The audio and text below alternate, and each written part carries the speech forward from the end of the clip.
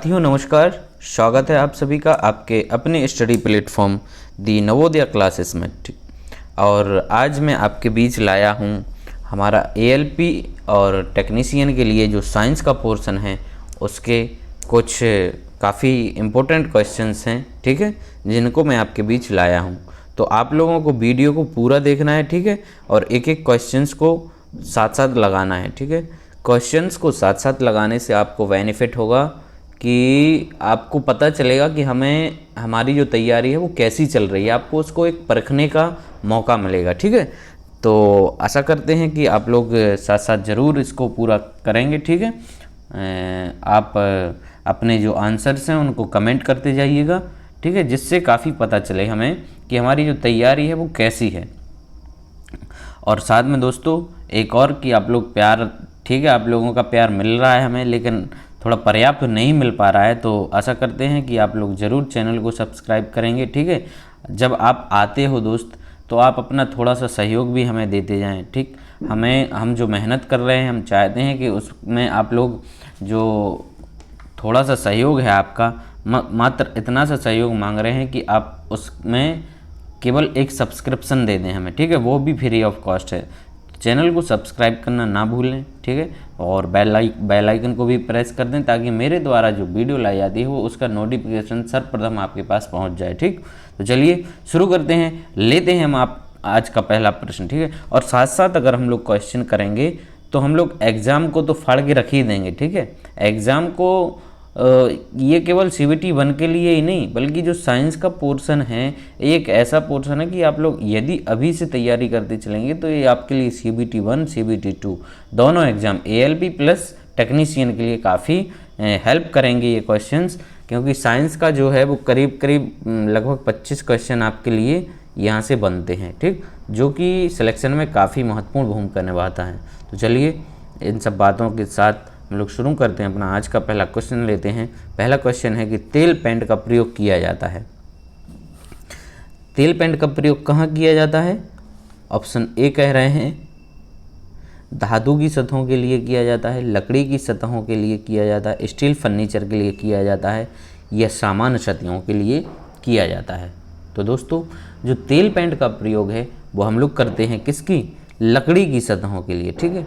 क्यों करते हैं? क्योंकि ये जो तेल पेंट होता है हमारा, ठीक है, इसकी एक विशेषता होती है कि ये धीरे धीरे सूखता है, ठीक, और धीरे धीरे जब सूखता है तो जो लकड़ी के कलर के साथ इसके कलर जब मिलते हैं तो लकड़ी में जो टेक्सचर वगैरह होता है वो काफ़ी अच्छी तरीके से उस पर दिखाई देता है, ठीक है, ठीक है। ये काफ़ी अच्छा उस पर हमें लुक दे देता है, इसलिए हम लोग जो ऑयल पेंट का प्रयोग है वो किस पे करते हैं?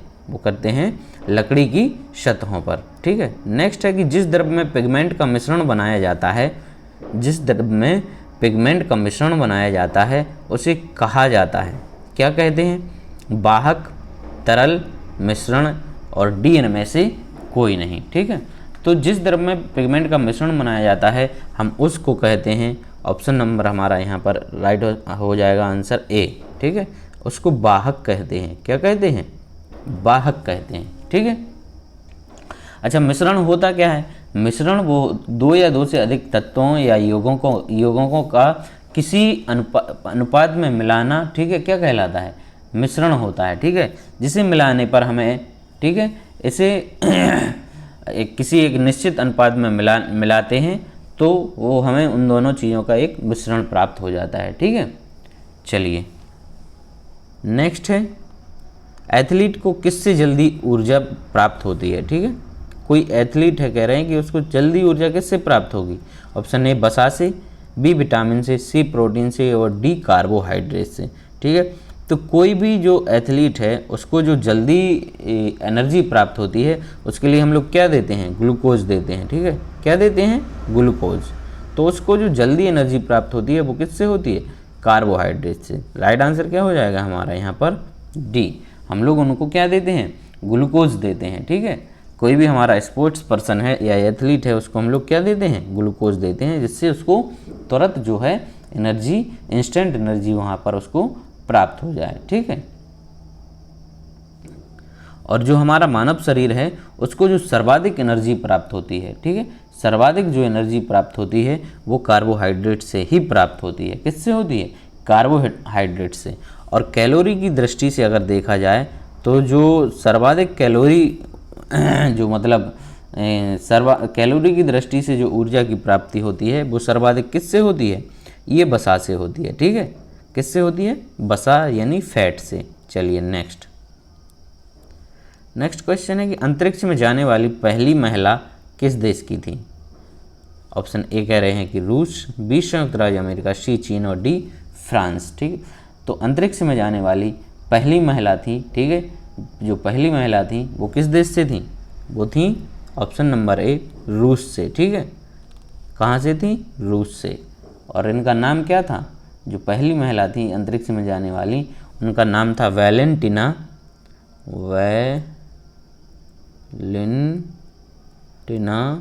ठीक है, वैलेंटिना तेरेस्कोवा, ठीक है, वैलेंटिना तेरेस्कोवा, ठीक है। ये कहाँ की थी? ये रूस की रहने वाली थी। और जो भारतीय मूल की पहली महिला थी, भारतीय मूल की, ठीक, लेकिन नागरिक कहाँ की थी? अमेरिकी नागरिक। भारतीय मूल और अमेरिकी नागरिक, जो भारतीय मूल की पहली महिला थी अंतरिक्ष जाने वाली, वो थी कौन? कल्पना चावला थी। चलिए नेक्स्ट, पांचवा प्रश्न है कि 3 मूल रंग कौन से होते हैं? ये जो क्वेश्चन है भाई काफ़ी फेमस होता है रेलवे में। ये इसको मैंने पिछले 3-4 सेटों में देख लिया, ये क्वेश्चन बार बार रिपीट होता है, ठीक है।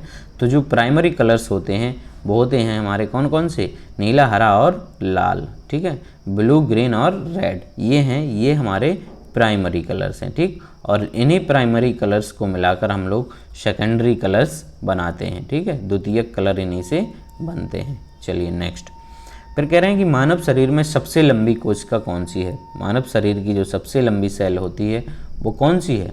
ऑप्शन ए तंत्रिका कोशिका, बी मांसपेशी कोशिका, सी यकृत कोशिका और डी वृक्क कोशिका।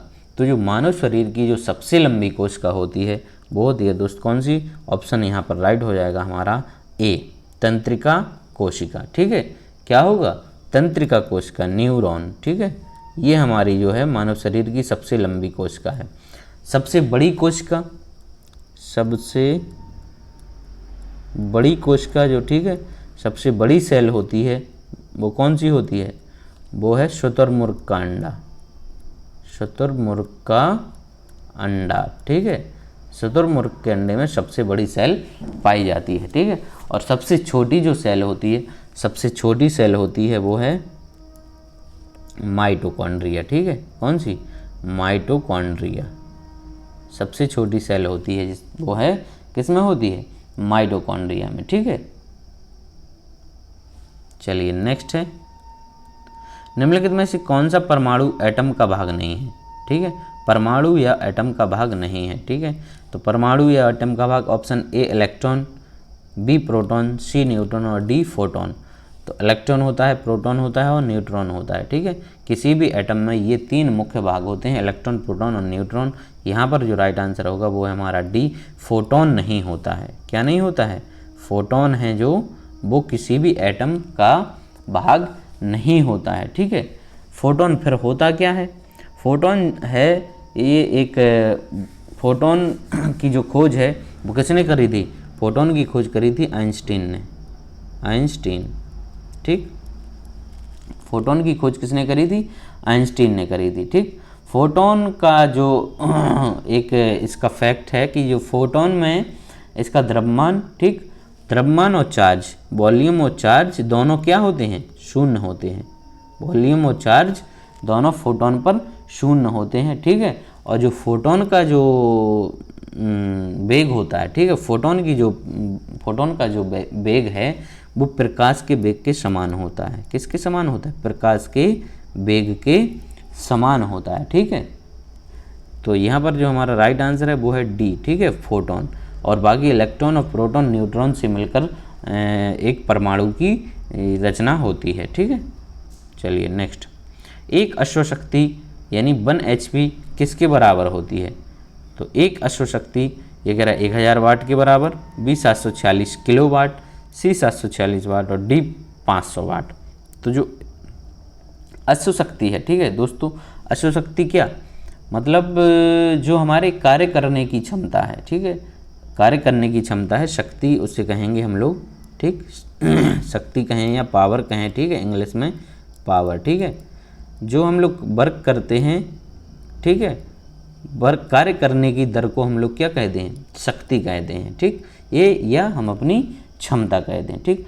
तो जो हॉर्स पावर है क्या है, ये पावर का एसआई यूनिट है, हॉर्स पावर जो है वो पावर का एसआई यूनिट है, ठीक है, और इसको वाट के रूप में भी हम लोग क्या कहते, इसको निरूपित करते हैं, ठीक, वाट के रूप में भी इसको निरूपित करते हैं। तो यहाँ पर 1 हॉर्स पावर जो है वो कितना होता है, 746 वाट के बराबर। राइट आंसर क्या हो जाएगा, C, right answer C. 1 HP is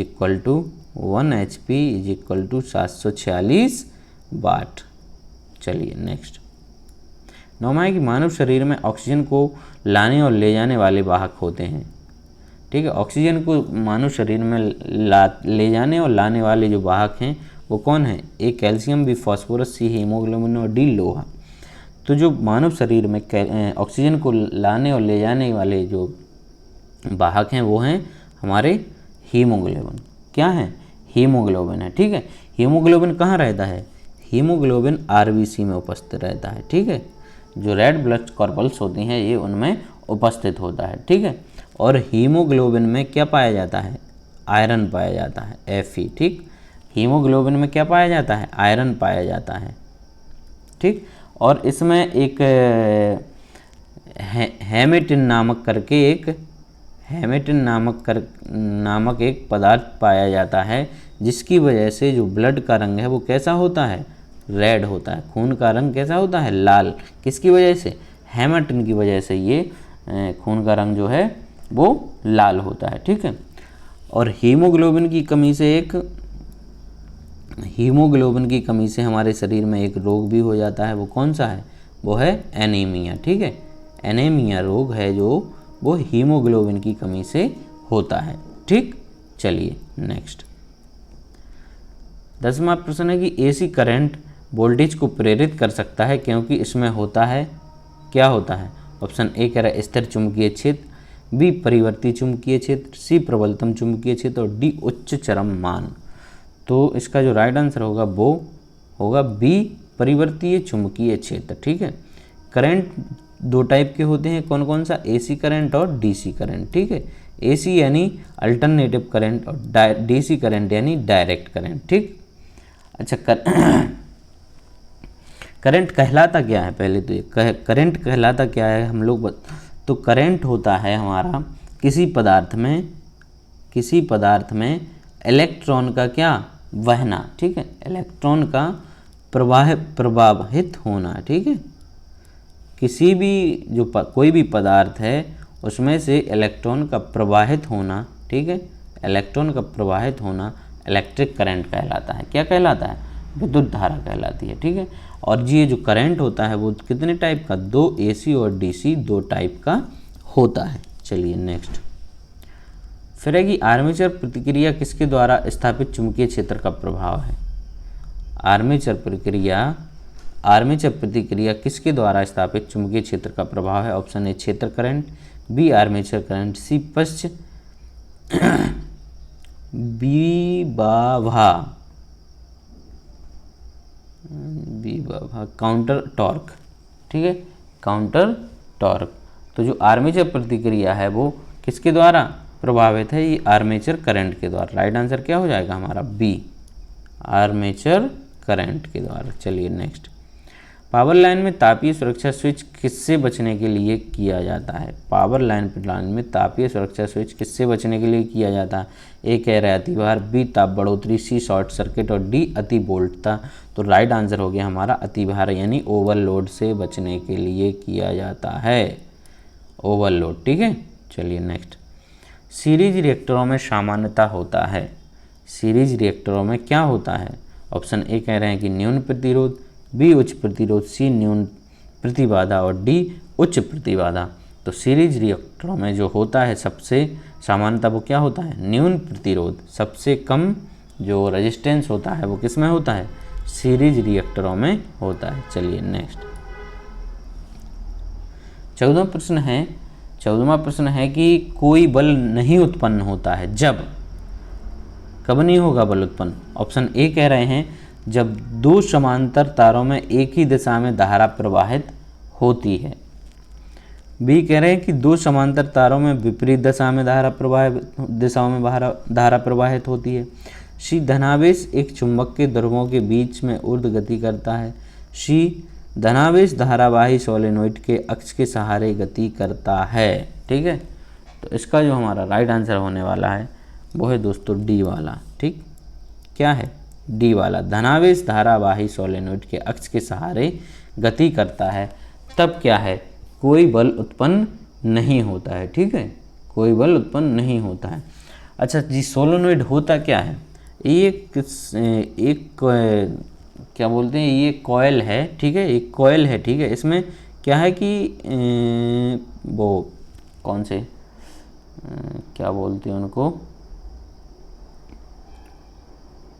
solenoid में हमारा होता है कॉपर की वायरिंग। ठीक है, कॉपर की वायरिंग उसके चारों ओर चढ़ी रहती है। ठीक है, और जब हम इसमें से जो इलेक्ट्रिक करंट गुजारते हैं, क्या गुजारते हैं, इलेक्ट्रिक करंट गुजारते हैं, तो इसके पास क्या बनता है, एक चुंबकीय क्षेत्र बनता है। ठीक है, मैग्नेटिक फील्ड जनरेट होती है। ठीक है, ये हमारा तो इसका जो हम लोग प्रयोग करते हैं सोलेनोइड का, वो